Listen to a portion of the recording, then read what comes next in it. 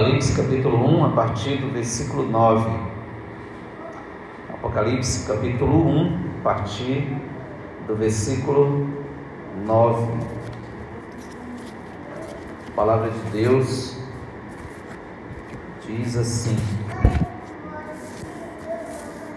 Eu, João, irmão vosso e companheiro na tribulação, no reino e na perseverança, em Jesus achei-me na ilha chamada Patmos, por causa da palavra de Deus e do testemunho de Jesus.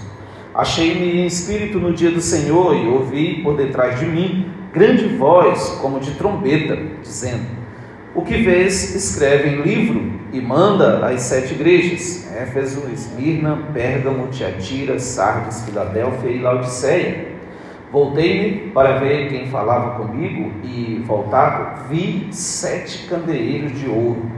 E no meio dos candeeiros, um semelhante a filho do homem, com vestes talares e cingido à altura do peito com uma cinta de ouro. A sua cabeça e cabelos eram brancos como a alva lã, como neve. Os olhos como chama de fogo. Os pés semelhantes ao bronze polido, como que refinado numa fornalha. A voz como voz de muitas águas. Tinha na mão direita 7 estrelas, e da boca saía-lhe uma afiada espada de 2 gumes. O seu rosto brilhava como o sol na sua força. Quando o vi, caí a seus pés como morto. Porém, ele pôs sobre minha mão direita, dizendo: Não temas, eu sou o primeiro e o último, e aquele que vive. Estive morto, mas eis que estou vivo pelos séculos dos séculos, e tenho as chaves da morte e do inferno. Escreve, pois, as coisas que viste, e as que são, e as que hão de acontecer depois destas. Quanto ao mistério das 7 estrelas que viste na minha mão direita, e aos 7 candeeiros de ouro, as 7 estrelas são os anjos das 7 igrejas, e os 7 candeeiros são as 7 igrejas. Que Deus em Cristo Jesus abençoe a sua rica e poderosa palavra aos nossos pobres e fracos corações. O Cristo glorioso é o tema desta mensagem. João, ele já havia visto Jesus na terra, mas agora ele via nos céus. Já o havia visto em corpo terreno, mas agora o via em corpo celestial. Quando João viu Jesus naquela praia, no Mar da Galileia, quando foi chamado por Jesus, foi um grande impacto para ele, pois ele deixou imediatamente as redes, deixou o Pai e seguiu Jesus. Mas muito maior foi o impacto em ver o Cristo glorificado. João então descreve as 7 primeiras visões que dividem o Apocalipse. O Apocalipse está dividido em 7 grandes visões. E agora começamos com a primeira visão, que inclui as cartas às 7 igrejas, que inclui ou que introduz o contexto do Cristo glorificado. O mais importante não é a igreja, mas o mais importante é o Cristo que está glorificado. Por isso, o Cristo glorioso, em primeiro lugar, ele foi revisto por um homem. Ele foi revisto por um homem. Os versículos de 9 a 12, dos quais nós já lemos. E quem era este homem? Este homem era João.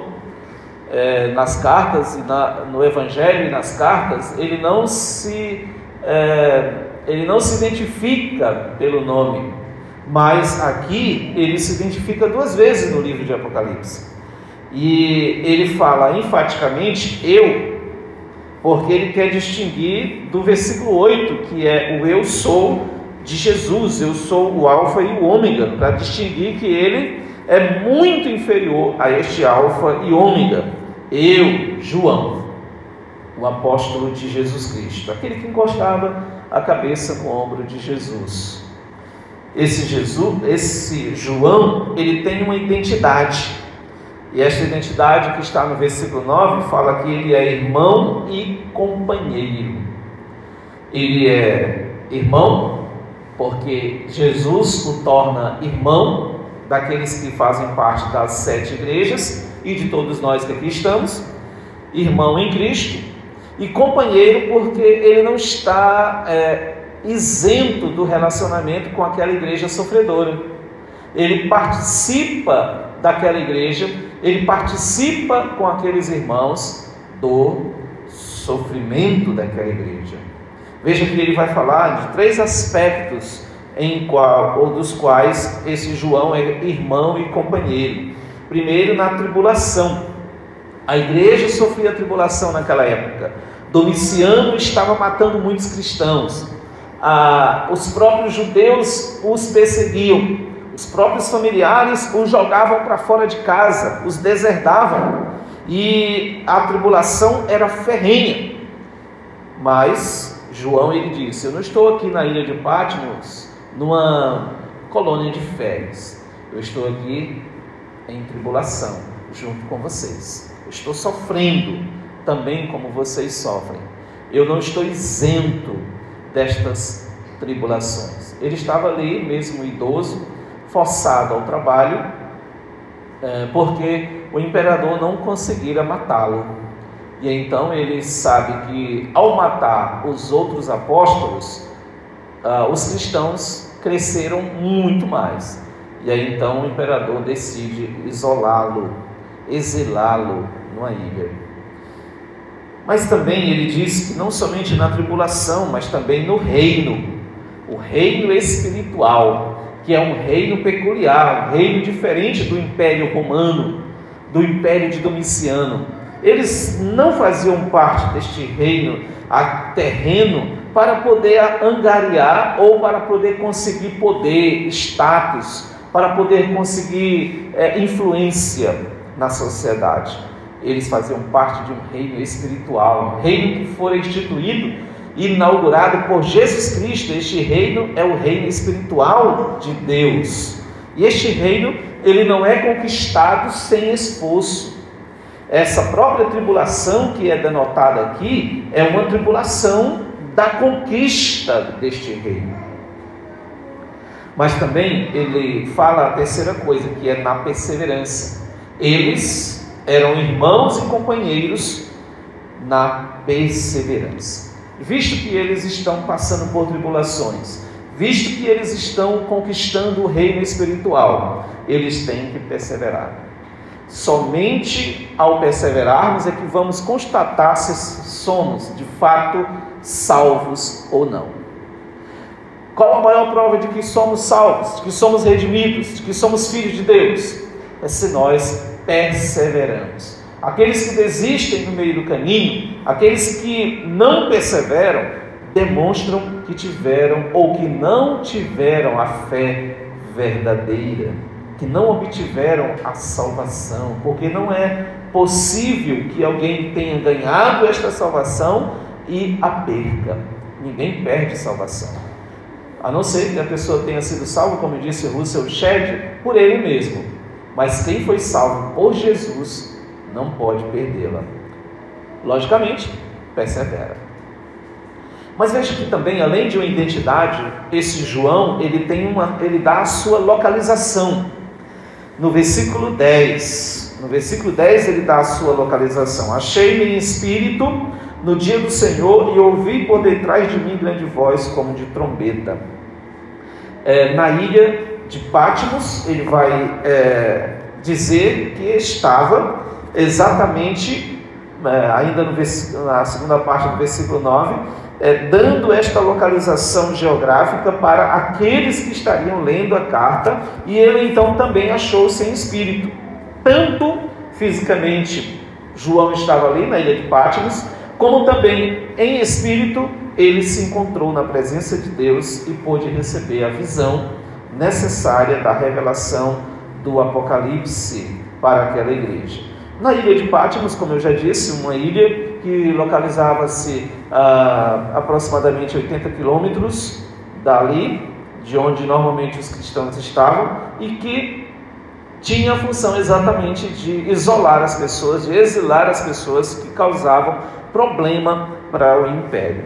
E João estava ali num dia, e esse dia é o dia do Senhor, que comumente chamava-se o dia do Senhor, na época de João, como o domingo, o primeiro dia da semana. Esse dia do Senhor não é o dia com D maiúsculo, ou seja, o dia do Senhor, o dia do juízo de Deus, mas é o dia em que se reuniam para adorar. E João estava ali, de repente, ele, em espírito, ele é levado a ter uma visão das coisas espirituais que Jesus então revela a ele. E nesta localização nós vemos que ele está ali por causa da palavra e por causa do testemunho de Jesus, por dois motivos. Por causa da palavra, ou seja, ele pregava a palavra, ele pregava o evangelho, que vai dar na mesma tonância, só que ele é mais específico em ser um testemunho de Jesus, porque ele dava testemunho a respeito de Jesus. Tu nega Jesus, João? João, não, então tu vai ser morto. Jogaram ele num caldeirão de azeite quente, não foi morto, então levaram ele para a ilha de Pátimos. Ele estava ali por causa de Jesus. Muitos hoje estão indo para Jesus para se livrarem dos seus problemas. Não é errado você buscá-lo sendo isso por motivo secundário, mas se esse é o seu motivo primário, você está fazendo errado. Você precisa buscar Jesus pelo que Ele é e não simplesmente pelo que Ele pode fazer por você. Mas veja que lá no dia do Senhor, ele ouviu a voz de alguém que estava falando com ele. Mas também no versículo 11 vai falar a função de João. Por que João foi chamado em espírito para ouvir a voz de uma revelação, para escrever o que ele viu. Versículo 11 diz isso. E, em segundo lugar, enviar às 7 igrejas, dizendo: o que vês, escreve em livro e manda às 7 igrejas. Essas 7 igrejas nós vamos estudá-las também no capítulo 2, a igreja de Éfeso, que era a igreja na qual João se encontrava antes de ser preso, e depois, dizem os historiadores, a tradição diz que ele vai ser solto, quando o imperador morre, outro assume, ele vai ser solto e volta para Éfeso. Éfeso, Esmirna, Pérgamo, Tiatira, Sardes, Filadélfia e Laodiceia. Com isso, meus queridos, nós entendemos que para o judeu sempre era perigoso se aproximar muito de Deus. Mas aqui nós vemos um homem vendo Deus, vendo esta revelação do Deus glorificado. Disse Deus a Moisés em Êxodo 33:20: porquanto homem nenhum verá a minha face e viverá. Jacó exclamou assombrado em Peniel: vi a Deus face a face, e a minha vida foi salva. Gênesis 32:30. Quando Manoá se precaveu de quem tinha sido seu vigilante ou seu visitante, ele disse aterrorizado para sua mulher: certamente morreremos, porque vimos a Deus. Está em Juízes 13:22. Será, meus irmãos, que podemos ver o Cristo glorificado e permanecer da mesma forma? Há pessoas que estão caindo nos cultos, que estão indo para reuniões ditas espirituais, e lá o pregador, o pastor, sei lá quem, ora, assopra, joga terno, e as pessoas caem no chão, dizendo que estão cheias da presença de Deus. Mas será que seria isso mesmo? Podemos ver Jesus, meus irmãos, o Jesus glorificado, e permanecermos da mesma forma? Podemos ver Jesus pela nossa fé, podemos contemplá-lo pela fé, podemos depositar em Jesus, o Jesus da Bíblia, não o Jesus que nós criamos, ou o Jesus que nós vemos ensinado por aí, mas o Jesus da Bíblia, e olharmos pela fé para Ele, e em vez de morrermos, vivermos. nós também o veremos de uma vez por todas e pessoalmente na glória, quando formos revestidos, quando recebermos um novo corpo, estaremos na presença dele gloriosa, presenciando tudo que ele é e tudo que ele tem para nos oferecer. Nos alegremos e nos contentemos com esta realidade. Em segundo lugar, Jesus, ou esse Cristo glorioso, ele foi revisto por um homem, mas em segundo lugar, ele foi relatado à igreja. A igreja recebeu relatos desse Jesus maravilhoso e glorificado. Veja, os versículos de 12 a 16 que nós lemos, eles relatam assim: 12 a 16. Voltei-me para ver quem havia falado comigo. Veja que alguém tinha falado com ele nas costas dele. E voltado, vi 7 candeeiros de ouro. E no meio dos candeeiros, um semelhante a filho de homem, com vestes talares e cingido à altura do peito com uma cinta de ouro. A sua cabeça e cabelos eram brancos como a alva lã, como neve, os olhos como chama de fogo, os pés semelhantes ao bronze polido, como que refinado numa fornalha, a voz como voz de muitas águas. Tinha na mão direita 7 estrelas, e da boca saía-lhe uma afiada espada de 2 gumes. O seu rosto brilhava como o sol na sua força. João, então, ele revelou o que ele viu. O que ele viu foi isso. Não tinha como relatar de fato o que ele tinha visto, a não ser com comparações, porque não tinha nada mais parecido com aquilo que ele estava relatando. Primeiro, ele vê o quê? Primeiro, ele vê as igrejas. Quando ele fala de 7 candeeiros de ouro, não precisamos ficar pensando o que significam esses 7 candeeiros de ouro, porque o próprio versículo 20 vai revelar, vai explicar o que são esses 7 candeeiros de ouro. Quanto ao mistério das 7 estrelas que viste na minha mão direita e aos 7 candeeiros de ouro, as 7 estrelas são os anjos das 7 igrejas, e os 7 candeeiros são as 7 igrejas. Então não precisamos ficar conjecturando, caçando interpretação mirabolante para isso. O próprio Jesus nos interpreta quem de fato, ou o que de fato significa. Observe comigo.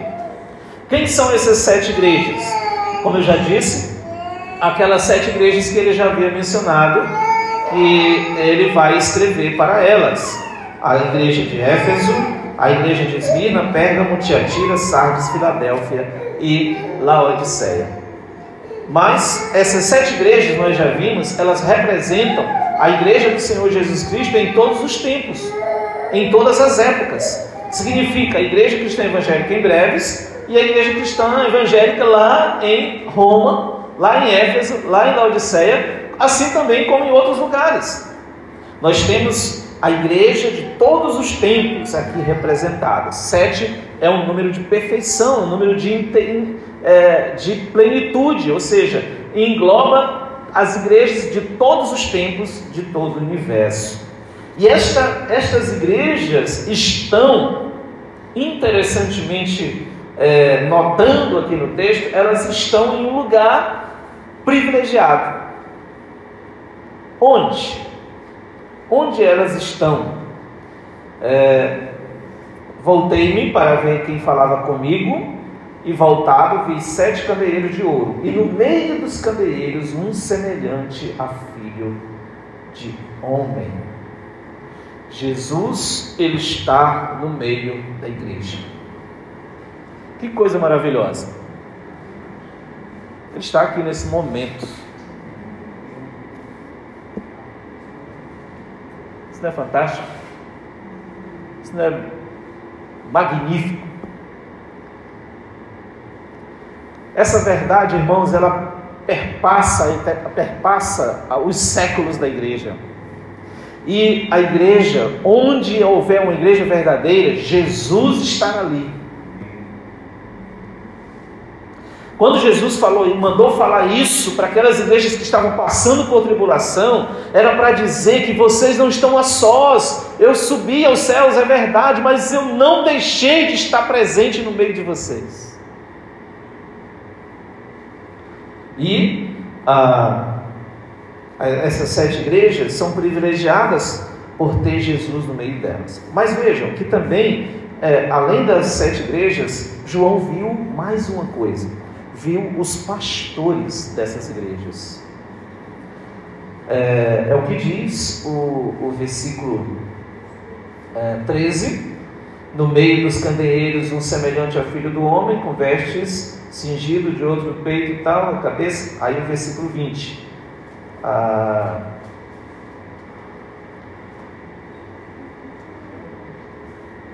quanto ao mistério de 7 estrelas que vistes, na minha mão direita, e os 7 candeeiros de ouro, e as 7 estrelas são os anjos das 7 igrejas. Nós menosprezamos a ideia de que cada igreja tem um anjo, um Gabriel, um Rafael ou outros Elos aí. Menosprezamos essa teoria, tá bom? Os anjos aqui são os pastores da igreja, são os líderes da igreja, são aqueles que o próprio Jesus instituiu como líder da igreja, como aqueles que comandam, pastoreiam, cuidam da igreja, aqueles que estão administrando, cuidando e zelando, ensinando a igreja. São estes os anjos da igreja. Todas as vezes que você vê nas 7 igrejas que vamos estudar, você vê um pastor. A carta é mandada para o pastor ler para a igreja, porque é responsabilidade do pastor transmitir tudo que Jesus quer transmitir para a igreja. Tudo. Se ele deixar de transmitir, ele vai pagar por isso.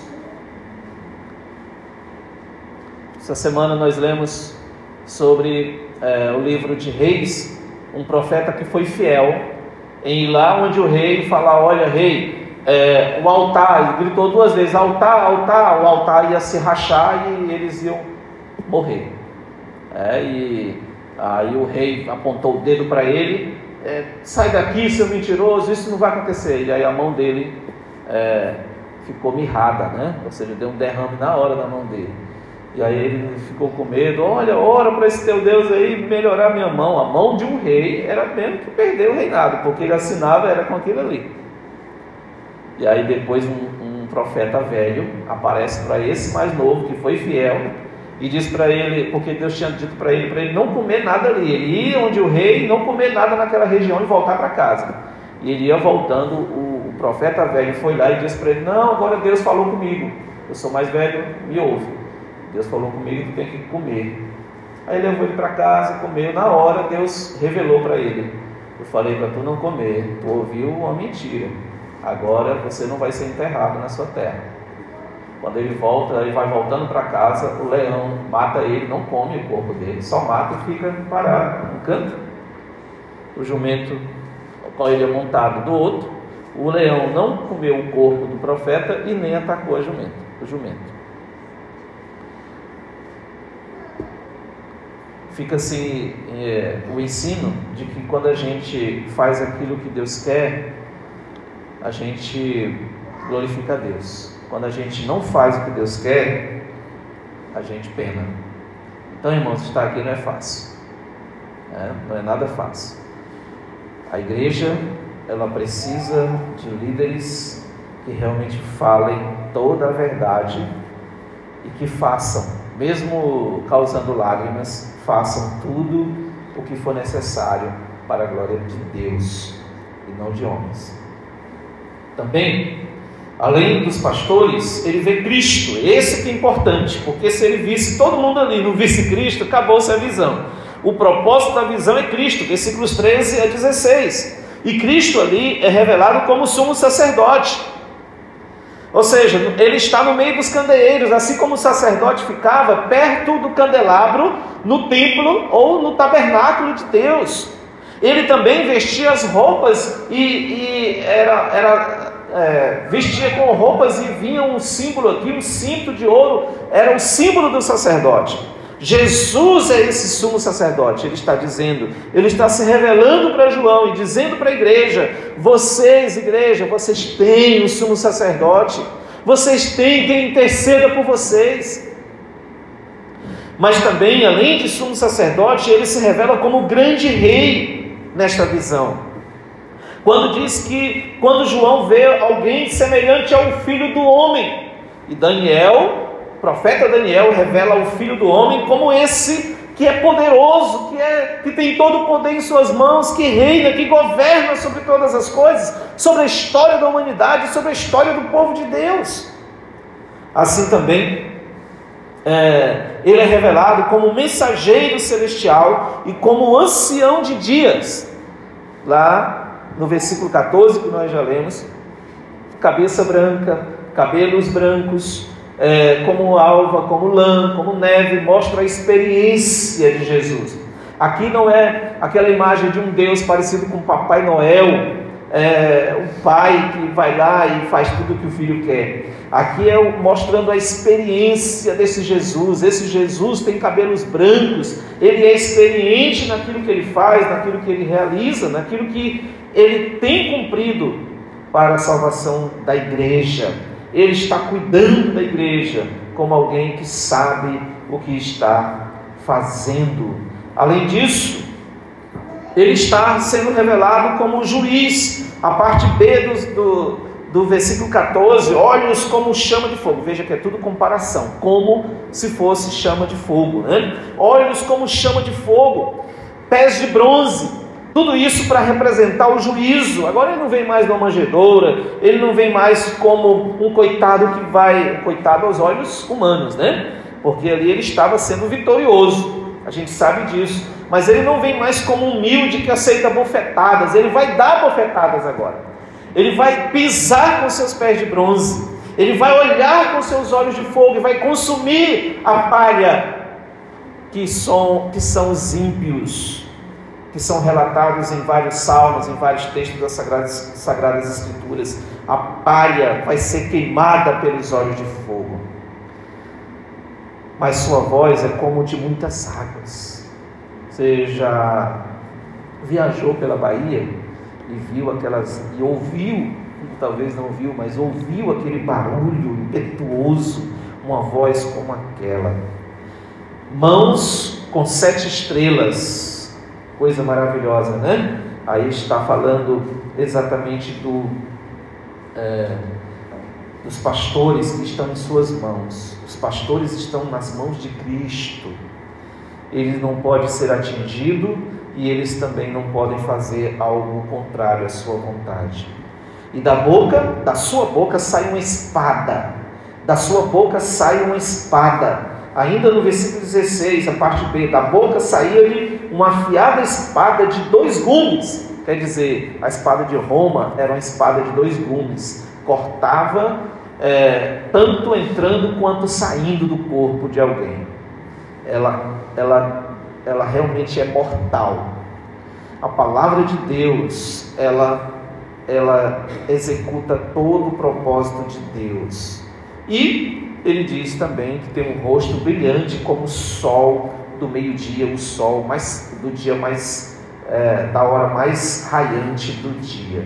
Este rosto brilhante de Jesus que ilumina no meio das trevas.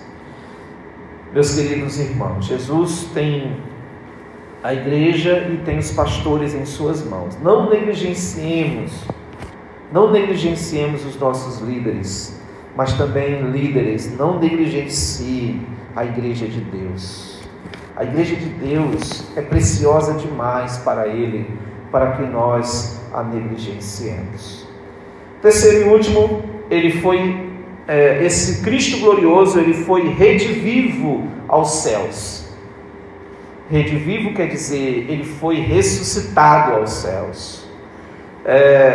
Esse texto, ele fala de morte e de vida. Observe bem isso.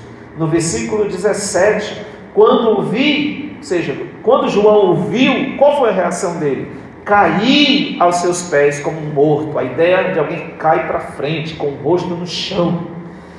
Caí a seus pés como morto. Ou seja, ele caiu mesmo sem nenhum sentido. Porém, ele pôs sobre mim a mão direita para demonstrar o cuidado e a ação benevolente dele, dizendo: não temas, eu sou o primeiro e o último. Esse Jesus que andou com João por 3 anos na Galileia, agora está dizendo, colocando a mão sobre ele: não tenha medo. Porque alguém que ver a Deus é aquela concepção judaica de que ia morrer. Mas ele diz: não tenha medo, não tenha medo. Não devemos ter medo de buscar a presença de Cristo. Devemos, pelo contrário, ansiar a presença do Senhor, para que assim Ele venha nos salvar. Também ele diz que Ele vive, Ele não está morto. Versículo 18: e aquele que vive, estive morto. Foi necessário ele relatar isso. A sua morte faz parte da obra redentiva. Mas eis que estou vivo pelos séculos dos séculos, ou seja, para todo sempre. E mais ainda, eu tenho as chaves da morte e do inferno. Muitas pessoas cantam e pensam que quem tem o direito de matar e de mandar para o inferno é o diabo. Não, o próprio diabo será mandado para o inferno. O próprio Deus é quem manda as pessoas para o inferno. Jesus certa vez disse: não tenham medo de quem pode tirar a vida de vocês, mas tenham medo de quem pode lançar a vida de vocês no inferno. Ou seja, temam a Deus, somente Deus. E Jesus é quem tem as chaves. Ele é quem coloca lá quem Ele quer. E Ele diz que vai mandar o diabo e seus anjos, e que também todos aqueles que seguem o diabo e seus anjos. Ele tem a chave da morte. Quem morre é por permissão de Cristo. Ninguém morre sem a permissão de Cristo. Se nós questionamos a morte de alguém, nós questionamos Cristo. Por quê? Ou para quê? Se isso tivesse acontecido, nós não temos o direito de tomar as chaves da morte, de tomar as chaves das mãos de Jesus. Também nós entendemos que Ele manda escrever tudo o que Ele viu e que Ele vai ver ainda. Escreve, pois, as coisas que viste, ou seja, as do capítulo 1, e as que são, e as que hão de acontecer depois destas. Escreve. É importante que se escreva, porque escrevendo, chegou até nós. Foi ordem de Deus, o próprio Jesus, porque essa escrita de João, nós hoje estamos lendo para a bênção nossa. O Cristo ressurreto está conosco, nos tirando todo medo. Não precisamos temer, não precisamos ficar apavorados, não precisamos ficar correndo de um lado para o outro. Esse Cristo redivivo está entre nós. Considerando as últimas coisas, primeiro, você observou que todo o corpo transformado de Jesus, ele foi revelado aqui no capítulo 1? Da cabeça aos pés, voz, mãos, pés, cabeça, olhos, boca, para demonstrar que este Jesus, ele foi desenhado pelo apóstolo João, para que nós temamos. É claro que literalmente não é isso, mas para demonstrar o seu caráter, a sua pessoa, o seu poder, a sua magnitude, a sua majestade. o seu domínio na igreja e em todos os impérios, em todas as situações, na morte ou na vida, na tribulação ou na paz, ou nas coisas boas ou nas coisas ruins. Esse Jesus é um Deus poderoso, é o Deus poderoso a quem nós devemos confiar. E por último, uma pergunta crucial: você já viu a Cristo? Você já viu a Cristo? Não estou perguntando se você viu aquela imagem de um Jesus pintado na Idade Média, mas você já viu a Cristo como teu Salvador? Você já ouviu pela fé? Você já viu pela palavra? A fé vem pela palavra. Você já viu esse Jesus Salvador na sua vida? Creia nele, confesse ele agora mesmo, confesse quem ele é, esse Jesus da Bíblia, admita quem ele é, não crie outras caricaturas de Jesus. Essa que está na Bíblia é que é a verdadeira, é nessa que você tem que imaginar, na sua mente e no seu coração, que pode transformar toda a tua vida.